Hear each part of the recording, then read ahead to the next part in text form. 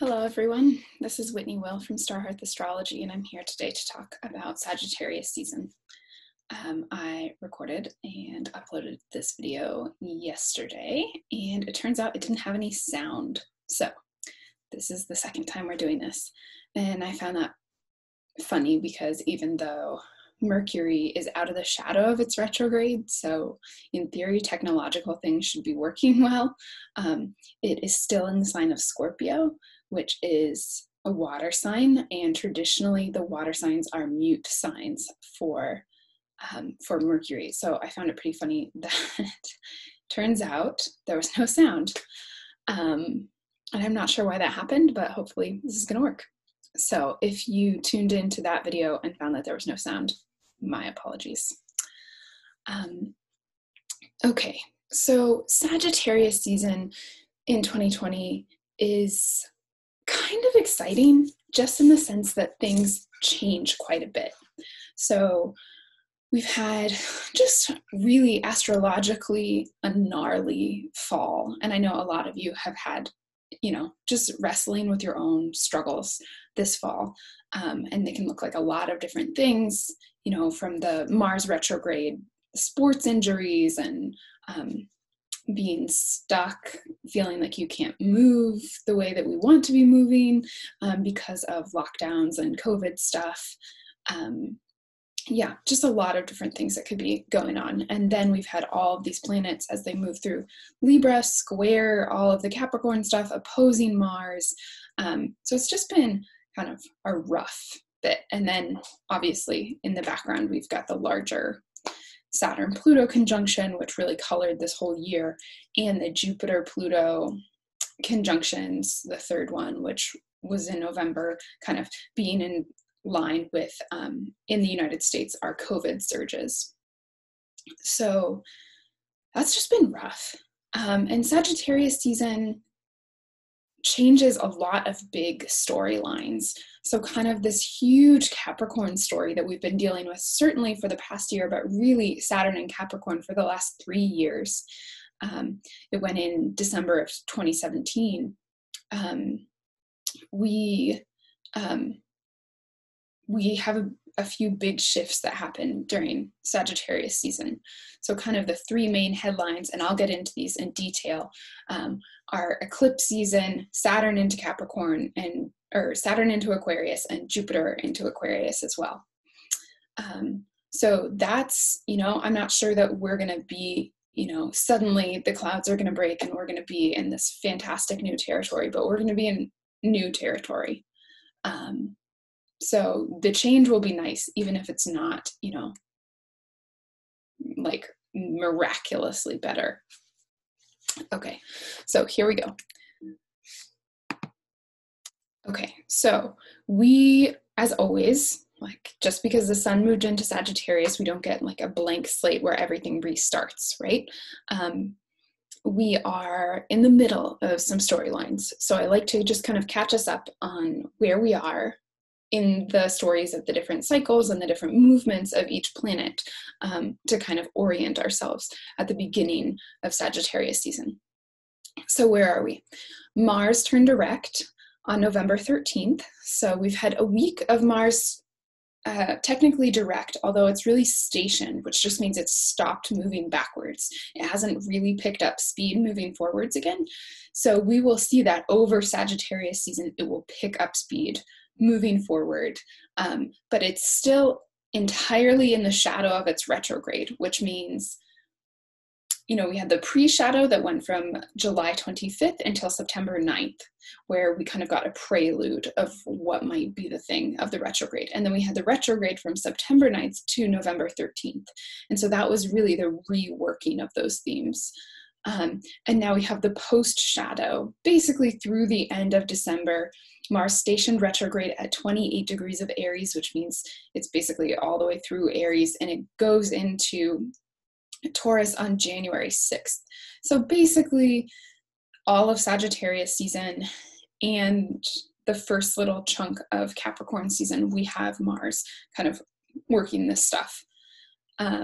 So now we can start to move forward and integrate whatever information or whatever experiences that retrograde was about for us.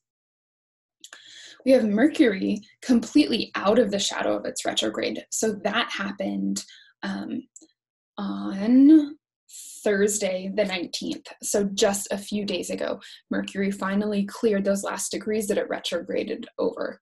And it had its final opposition with Uranus. So we got that final kind of mind-blowing information or surprises or whatever that looked like for you.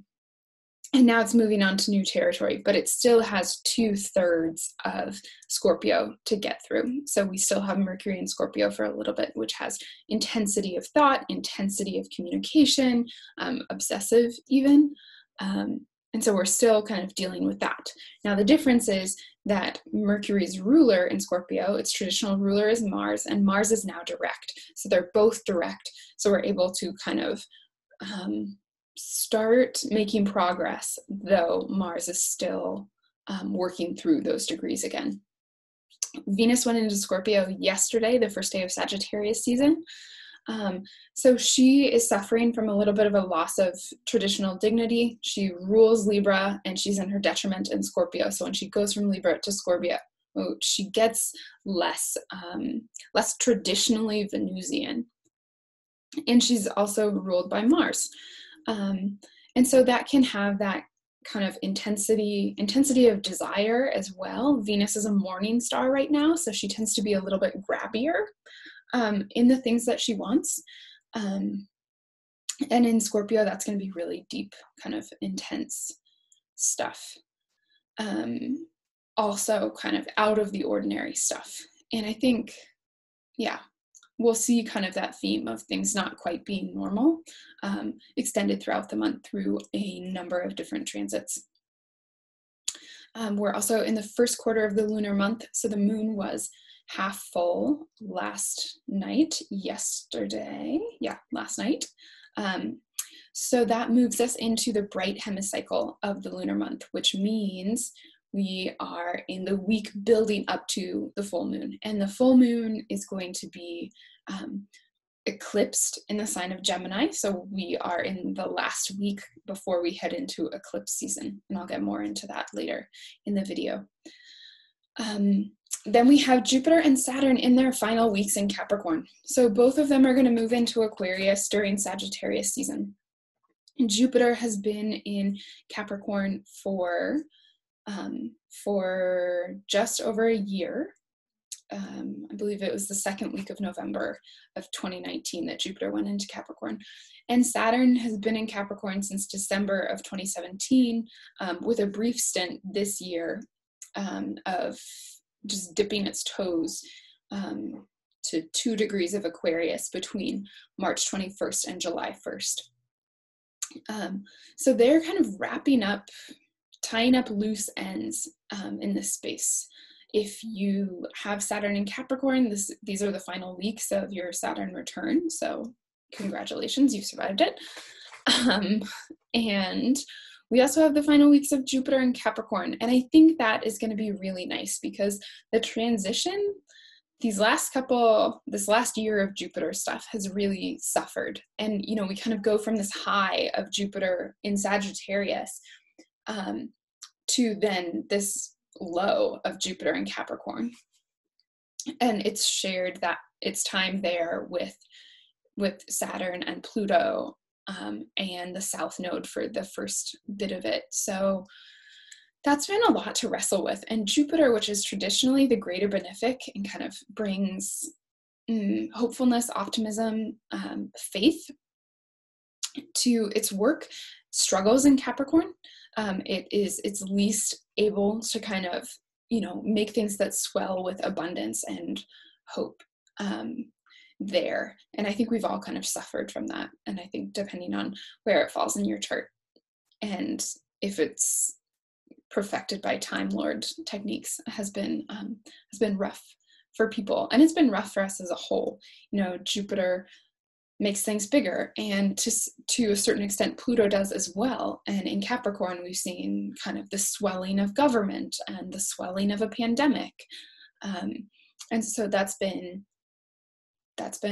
not the greatest Jupiter significations. And so hopefully when Jupiter heads into Aquarius, even though it doesn't get, it doesn't rule Aquarius or anything, it's no longer in the sign of its fall. So we've got the last few weeks of this.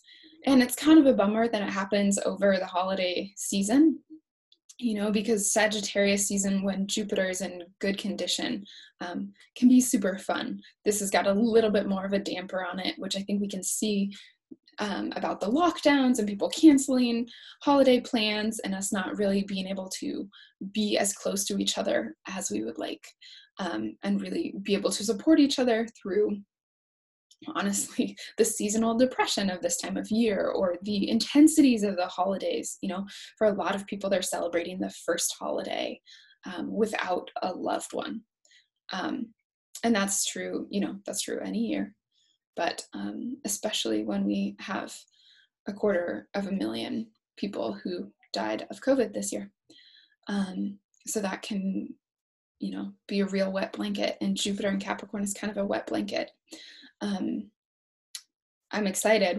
We'll have about 2 days left in Sagittarius season after Jupiter moves into Aquarius. So hopefully we'll have some fun Zoom parties in those days and start feeling a little more hopeful. Okay, as I kind of went over, we've got the 4 big headliners of Sagittarius season. We've got the opening of eclipse season. We have 2 eclipses, a penumbral lunar eclipse in Gemini, a total solar eclipse in Sagittarius. And then we have Saturn move into Aquarius. We have Jupiter move into Aquarius. And then we're building towards the Saturn-Jupiter conjunction. And technically it takes place on the first day of Capricorn season, but I'm going to talk about it here because 2020 has been an interesting year because kind of the biggest headlines of the entire year, one happened in January with the Saturn-Pluto conjunction, and then the other one happens all the way at the end on December 21st with this Jupiter-Saturn conjunction. So I'll just touch on that a little bit. I know astrologers everywhere are talking about it. So so we won't belabor that one too much, but just give you some hints leading up to it. Okay, I like to provide these to kind of show you where the energy of the month is. So we've had all of our months basically begin right at the first quarter moon in terms of when the sun is entering that sign, which means the first half of Sagittarius season is louder, more things happen, more things are in your face, and the second half is below this line is the dark hemicycle of the moon. When it is falling towards a new moon and then growing again. And that is more internal. So we can expect kind of like the busyness of the month to be in the first half rather than the second half. Okay. And we'll really see, honestly, Sagittarius season is not as complicated or as busy as Virgo or Libra or Scorpio season. It's got these, as I said, these kind of 4 big headliners events happening in it.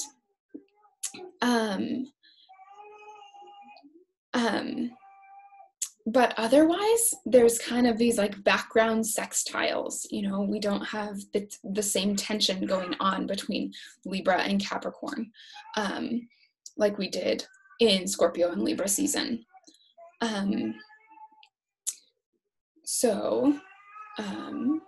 Let's jump right in. So we begin the second quarter of the lunar month. The moon squares the sun on November 21st, and that is when the sun moves into Sagittarius. We have Venus moving into Scorpio. And so that's kind of a different feel.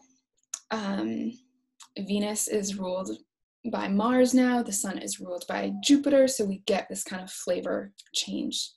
When the sun changes signs in whole sign houses, that means it's going to move from one area of your life to another one.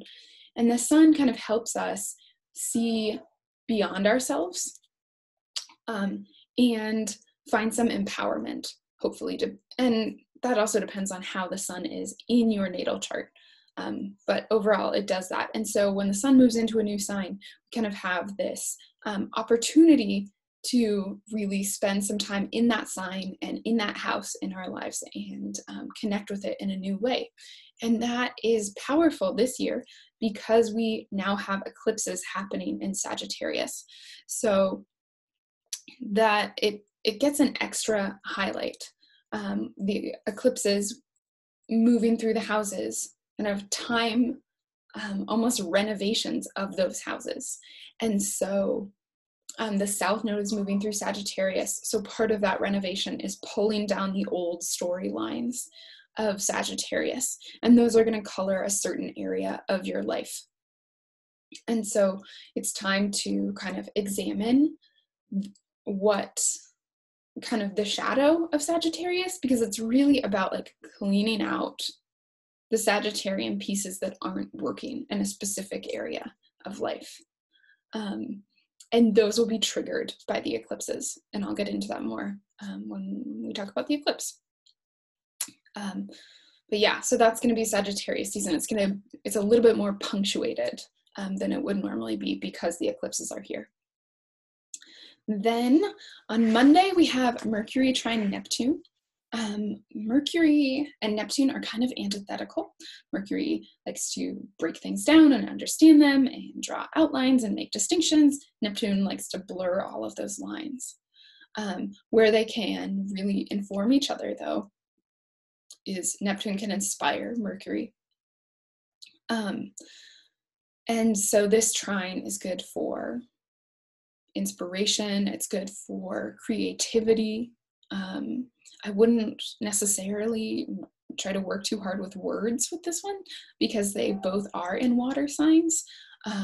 But really, whatever you can do with dance or with visual art or something to move something through your body, I think a lot of us are going through kind of a catharsis of a number of things right now. And so this would really help move that.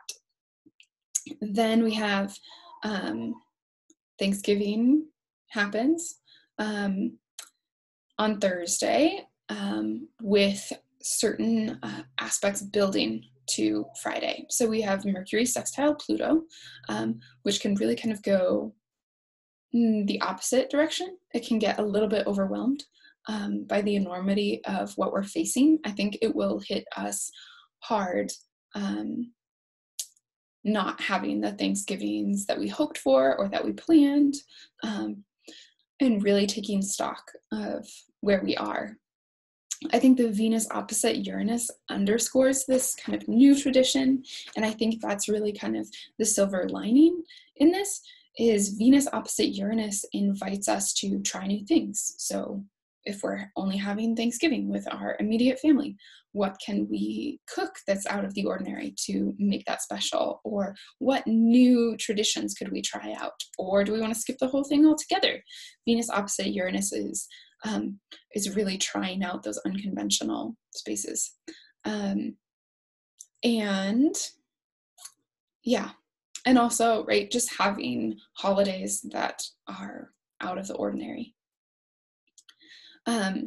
Then the Saturday following that, we have Neptune stationed in direct and Mercury sextiling Jupiter. So Neptune stationing in direct is not like, it's just not as important as when one of the personal planets stations direct. You know, Neptune is a slow moving planet. It's way out there.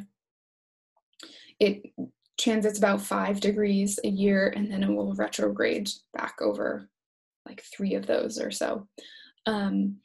So Neptune is stationing direct at 18 degrees of Pisces and starts to move forward again. It will move forward to 23 degrees of Pisces before it stations retrograde on July 25th.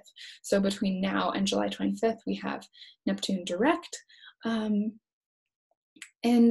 you know, Neptune is really subtle, I think, until you're right in the middle of it. And then you're like, whoa, we're in Neptune. Neptune rules altered states of consciousness. You know, I think,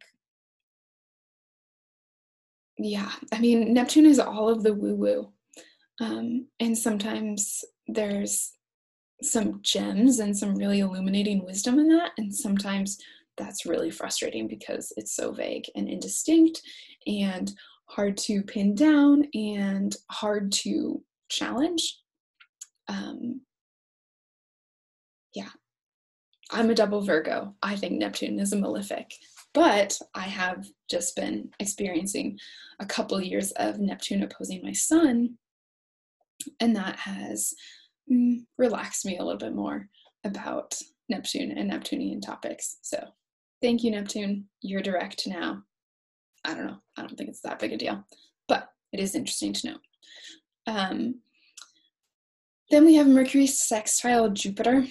This is a good inspiration one. The sextiles I kind of think are, they're a little bit like the planets making flirty eyes at each other. So even though Mercury's in Scorpio, it's pretty intense. Jupiter's in its fall.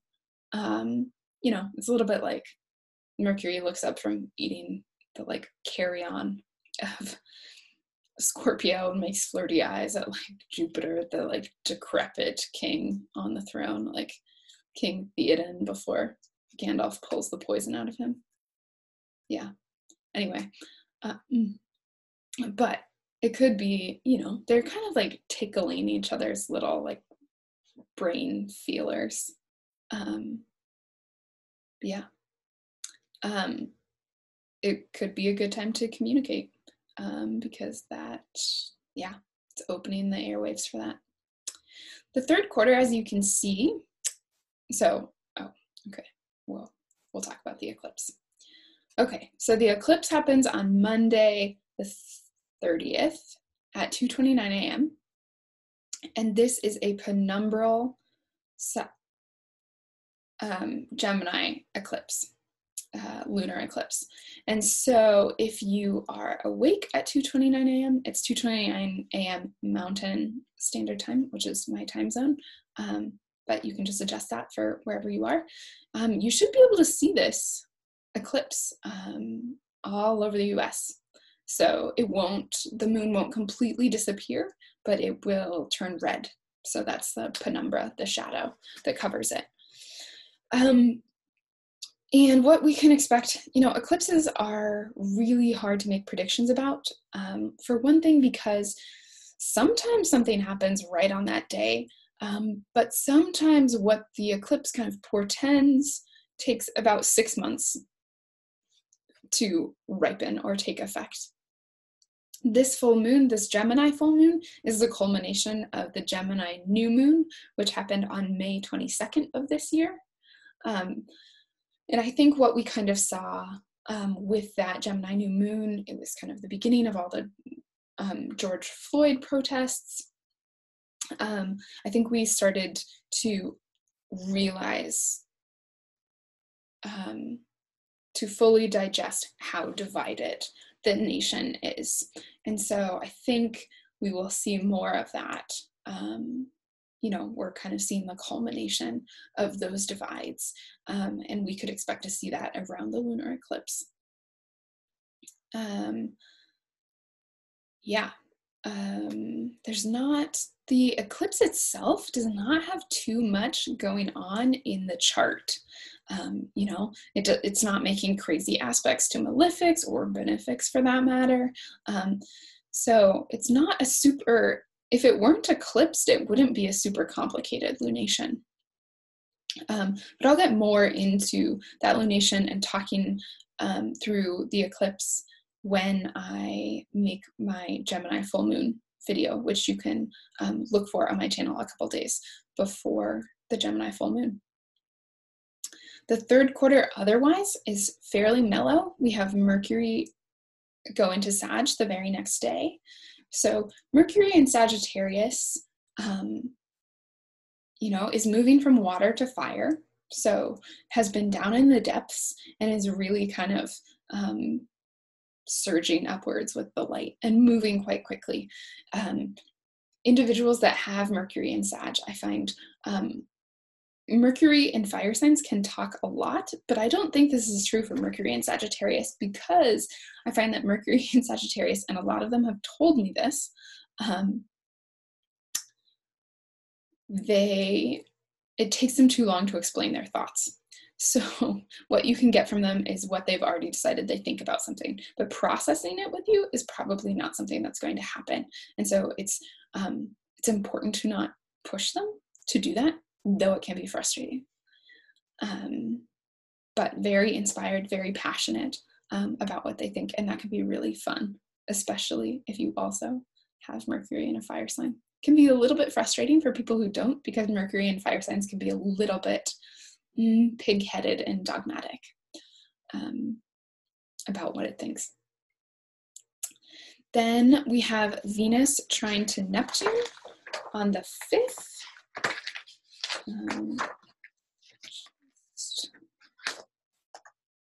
Yeah, and I think that is really nice. That could be the day when everyone realizes what they want for Christmas, and it's too late to get it sent in time. It happens on a Friday, which is Venus's day, and Neptune can kind of blur the boundaries. So I would be careful about spending money on December 5th with that trine to Neptune, because you may not get what you expect. But besides that, it would be a great time to do some spiritual work. Prayer or meditation should really be able to harvest the goods on December 5th. Okay.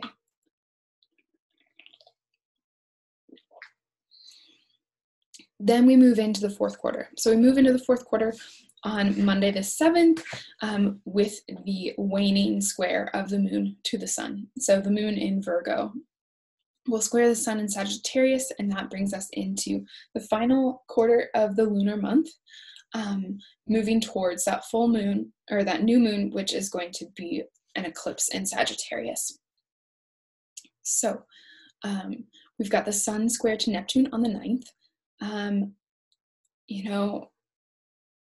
That can show up in different ways. In personal ways, that could be pretty inspiring, or it could be a little bit confusing, which is kind of the territory we get into with Neptune.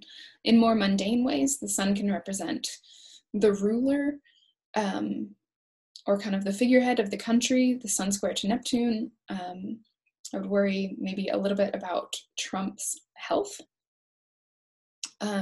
So that should be, that would just be something to look out for. The sun trine to Mars on December 10th. This is actually one of my favorite transits of the month.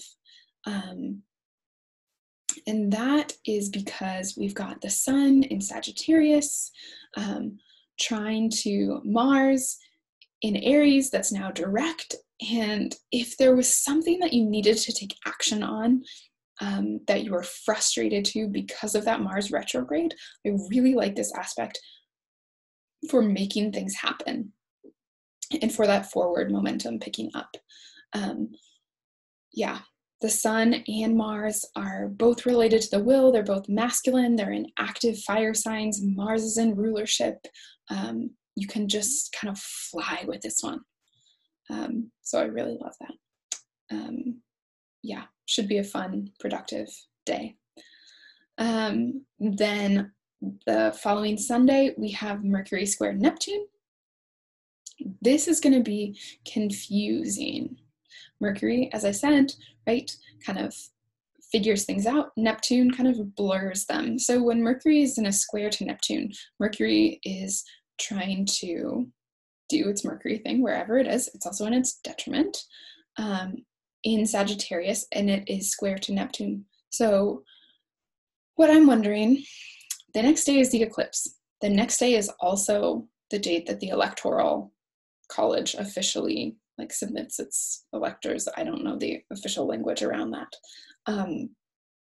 And we know that Trump is trying to convince Republican legislators to send alternate electors to go against the popular vote and have him reaffirmed. So we could see some issues and some confusion around what's happening the day before. Then we have the Sagittarius new moon solar eclipse at 9:15 a.m. on December 14th. This happens at around 23 degrees. Let me double check to make sure, because that is important. We get exactly the degrees. Yeah, so that happens at 23:32 degrees of Sag. No, it doesn't. Happens at 23 degrees and 8 minutes of Sag. And it is a solar eclipse on the south node. So solar eclipses I see as kind of these pivot points of the year. And I see the eclipses, the eclipse cycle, like the series of tides. And what it's doing is between two polarities, so in our case right now, between Gemini and Sagittarius, it's bringing in new material on the north node and pulling out old material on the south node. And so when we have a solar eclipse on the north node, it kind of signals the beginning of 6 months of gathering material in that sign or in that area. And then when we have a solar eclipse on the south node, it signals to me 6 months of shedding, of letting that stuff go back into the oceanic consciousness, or whatever you want to call it. So we pivot there. We are changing from what was actually a Cancer eclipse. On the summer solstice was a total solar eclipse in the sign of Cancer on the north node. And so we kind of gathered more Cancerian things. That happened very literally for me. Cancer represents the family and the mother, and I had a baby in between that north node eclipse and this one. And so then this one will signal the shift in tides of shedding stories around the sign of Sagittarius, and kind of, as I said, purging in some ways. So that will depend on where Sagittarius falls in your chart, as in which houses it rules. If you have any planets close to that, you will be working through storylines related to those planets, especially if they are profected through any kind of Time Lord system. So that's really a big pivot. But again, it doesn't mean that like something huge is going to happen on that day. Let's see if I have anything else I want to say about that. I think what's significant is that this is our first full eclipse season, not in the Cancer Capricorn eclipses that we've been dealing with for the past couple of years. We had eclipses this summer. We had our first Sagittarius eclipse this summer, but then it was followed by a Cancer eclipse and then a Capricorn eclipse. So this is the first one that is fully in these signs. So now we're kind of fully committed to the renovation of the Sagittarius areas of our charts and the Gemini areas.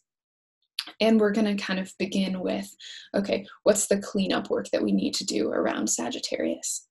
So if you guys have thoughts on this, or are anticipating kind of, what this could mean for you, please share in the comments. I love to hear kind of how these transits are showing up in your chart.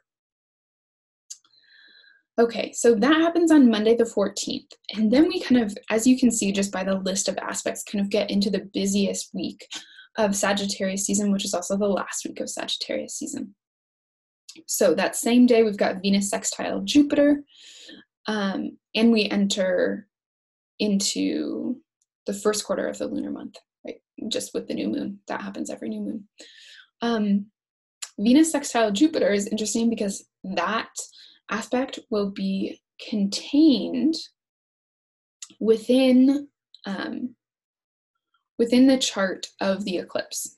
And so that aspect will kind of color the next 6 months as well. And what I found was interesting, those are the two benefics, Venus and Jupiter. They're in a harmonious aspect with each other, which would be really nice. But we have Venus in its detriment and Jupiter in its fall. So neither of them are particularly empowered. And I think what we will see over the next 6 months as we hopefully recover from COVID, and try and recover from the economy and stuff, is a lot of making the best of a bad situation and doing what we can in that respect. And I think that that is contained really in that aspect that is then contained in the chart of the eclipse, which has this 6-month timeline. The following day, we have Venus sextile Saturn.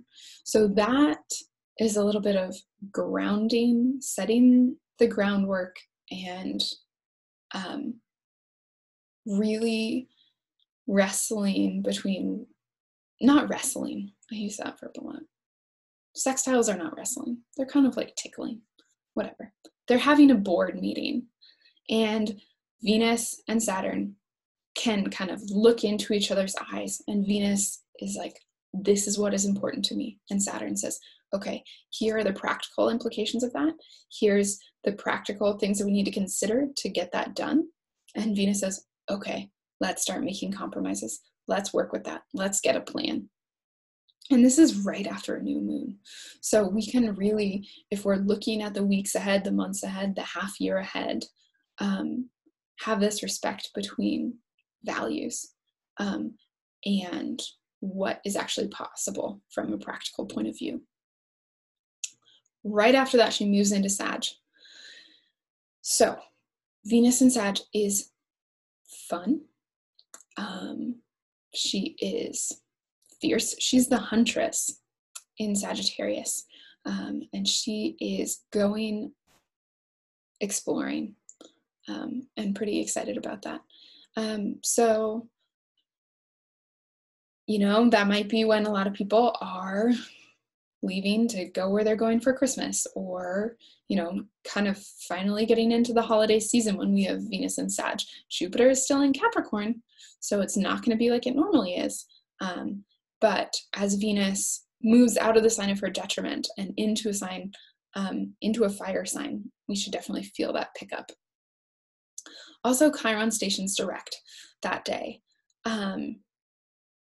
I have stopped kind of elaborating on every single Chiron transit. I think Chiron is interesting. I do pay attention to him, but not really in a daily way. But Chiron is stationing direct, which means he's done with this backward motion. This reevaluation of the Aries degrees that he has moved over. So Chiron brings the medicine, and I think what Chiron is doing is bringing the medicine of really connecting us with our power. And so that also means it's Chiron, so it's the wound as well as the medicine, the ways in which we give away our personal power, self-sabotage, don't show up fully to our lives. And so we're kind of done with like the reflective part of that, and we are going to start moving forward again over that territory. So it is stationing direct at 4 degrees and 56 minutes, so about 5 degrees of Aries. And now it's ready to move forward again. Then the next day, we have Saturn into Aquarius. And I wanted to highlight that the moon also goes into Aquarius on the 16th. It goes in about an hour and a half after Saturn. And I think that this is really significant because the moon rules kind of the stuff that touches our daily lives, how we integrate things into our body, what we eat, the tiny things that we have to deal with, right?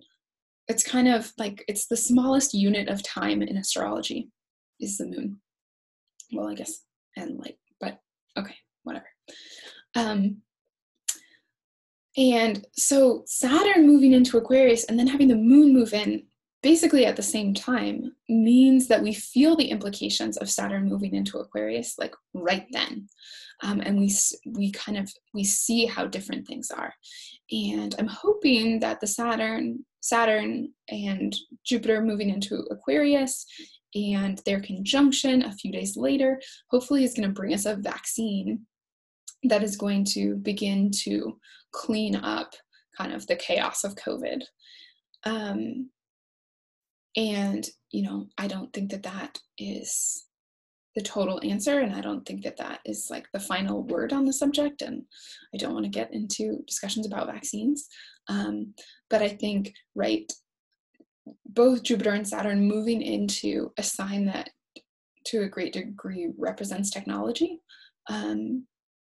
will even just help us, you know, hopefully with contact tracing, or also figuring out kind of all the tension of social media land. And I mean kind of like the legal tension around like what Twitter and Facebook are allowed to say or not say, or content that they can promote or not promote, or, right, I think we're going to be dealing with all of that for a while.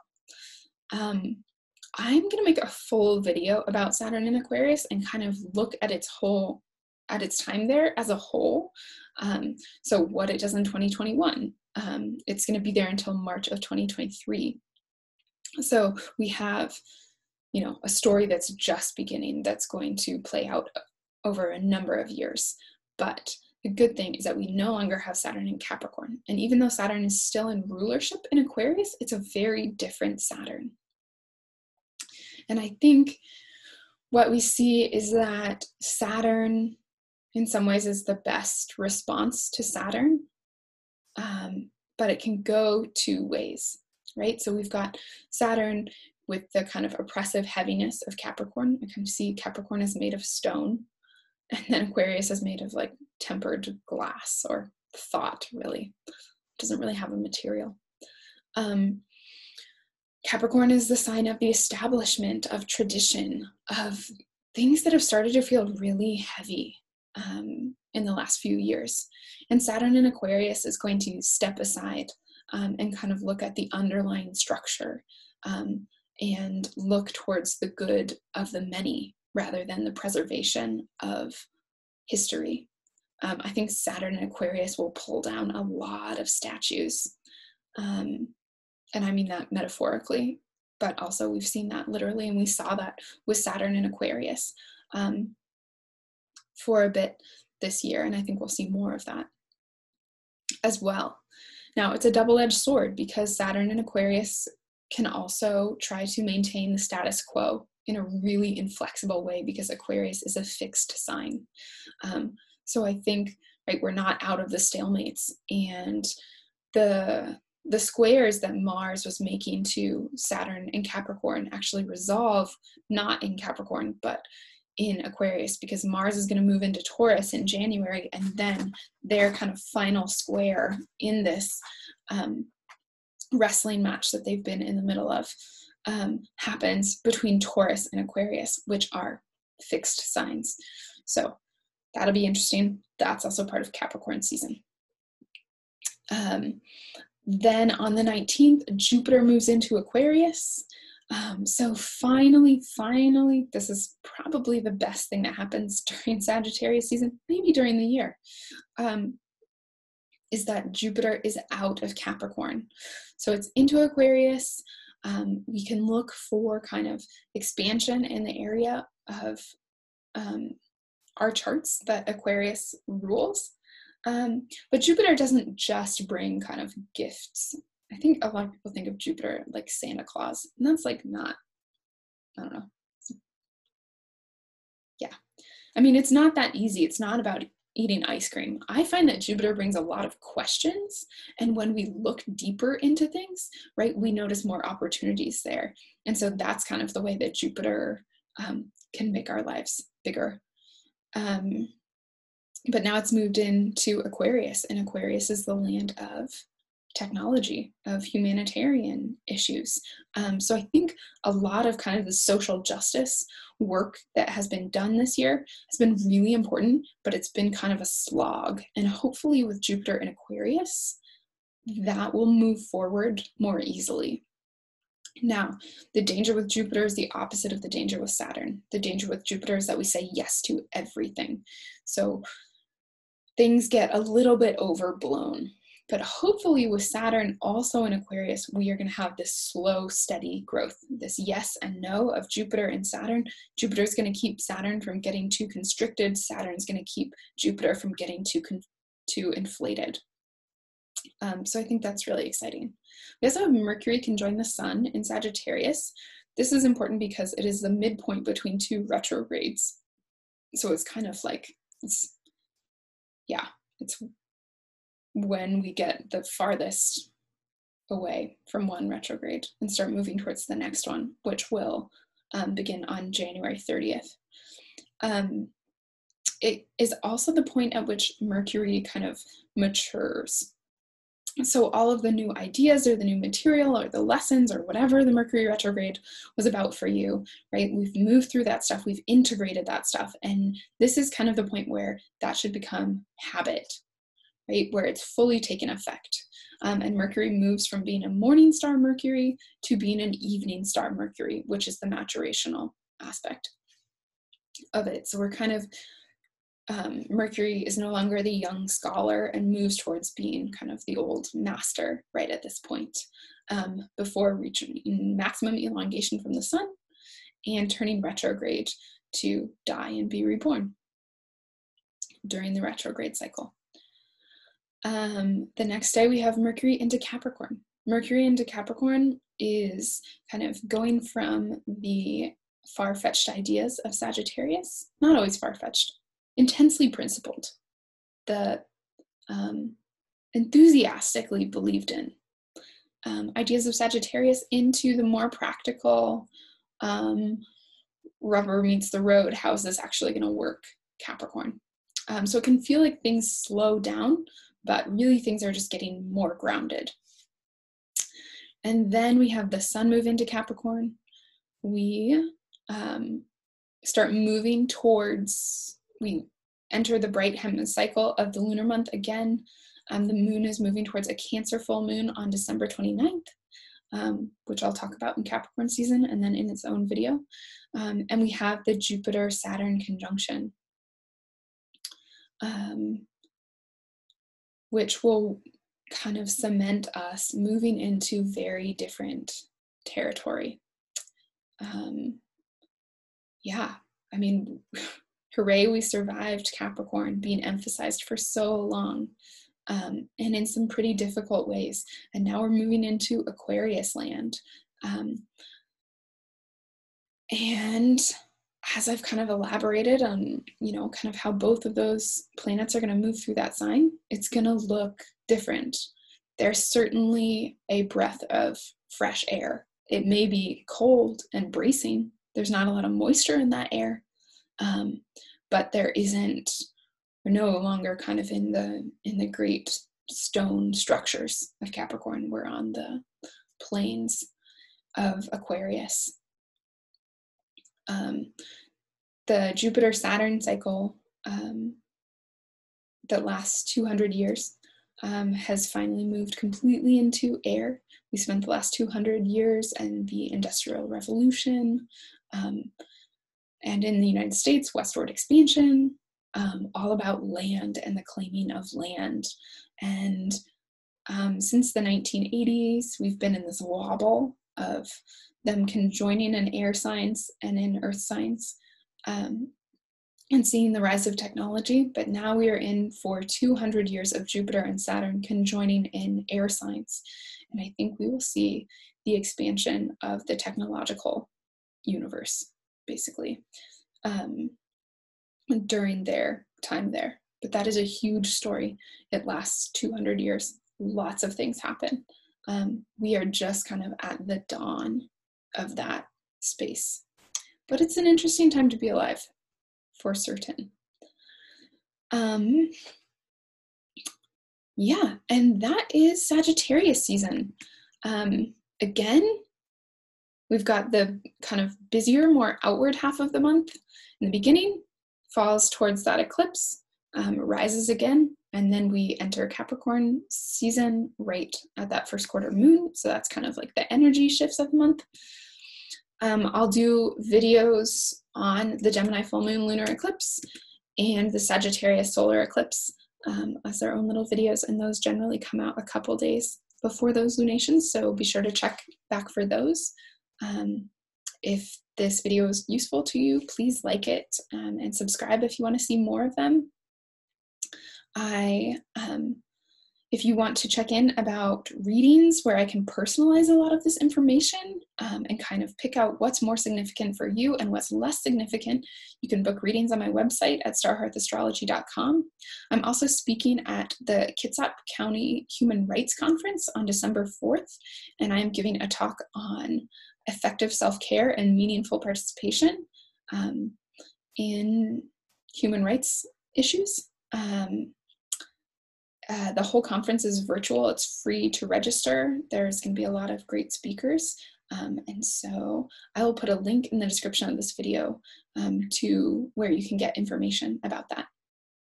Okay, thank you all very much. I wish you an exciting and hopefully a return to, some significant hope during this Sagittarius season. And however you're celebrating the holidays, I hope they are nourishing to you.